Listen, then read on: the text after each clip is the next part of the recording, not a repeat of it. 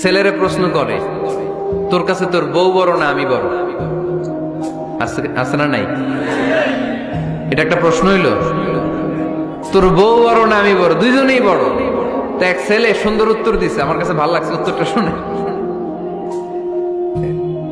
এক মা প্রশ্ন করছে, তোর এতদিন আমি লালন পালন করে বড় করলাম, জীবন যৌবন তোর জন্য শেষ করলাম, আজকে বউ পাইয়া বউ তোর আপন হয়ে গেল। এবার ছেলে উত্তর দিছে, মা, আমার মুখ থেকে মা ডাক শোনার জন্য তুমি কি কষ্টটাই না করছো জীবনে। 10 মাস আমারে পেটে ধারণ করলা, খাইতে পারো নাই, বমি করছো, খালি ওষুধ খাইছো, তোমার পেট কেটে আমারে বের করা হয়েছে, 2 বছর আমারে দুধ খাওয়াইছো, পেশাব পায়খানা পরিষ্কার করেছো। বয়স যখন 3-4 তখন তোমার আমি মা ডাকছি, এই মা ডাকটা শোনার জন্য তুমি এত কষ্ট করছো। আর আরেকবারের মাইয়া এই ঘরে আইসাই তোমার মা ডাকা শুরু করছে। যেই মেয়েটা তোমারে মা ডাকে সে আমার আপন হবে না কেন মা?